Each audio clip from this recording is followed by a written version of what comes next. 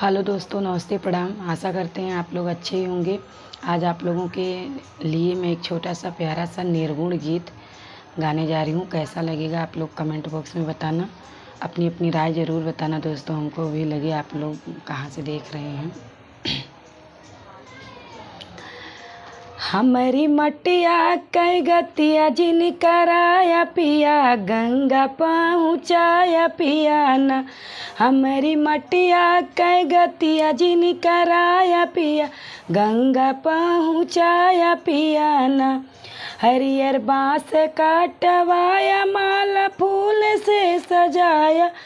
हरियर बाँस काटवाया, फूल माला से सजाया।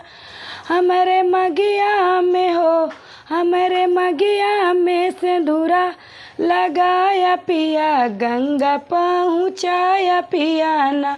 हमारे मगिया में हो, हमारे मगिया में सिंदूरा सजाया पिया, गंगा पहुँचाया पिया ना। ई मटिया के गतिया ना कराया पिया, गंगा पहुँचाया पिया ना। हमारी मटिया के गतिया जिन कराया पिया, गंगा पहुँचाया पिया ना। लाल साड़ी पहनाया, ऊपर चुनरी से ओढ़ाया। लाल साड़ी पहिराया, ऊपर चुनरी से ओढ़ाया। अपने हथवा से हो, अपने हथवा से लसिया उठाया पिया, गंगा पहुँचाया पिया ना। अपने हथवा से हो, अपने हथवा से लसिया उठाया पिया, गंगा पहुँचाया पिया ना।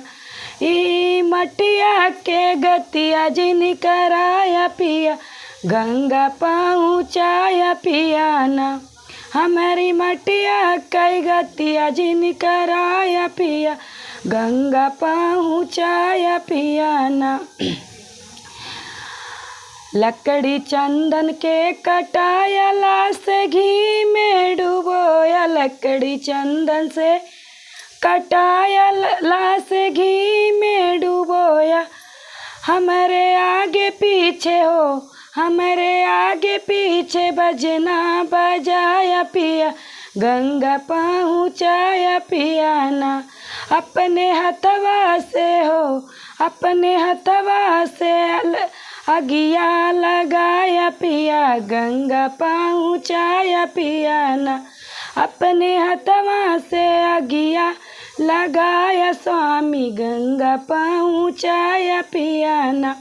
ई मटिया के गतिया जिन कराया पिया, गंगा पहुँचाया पिया ना।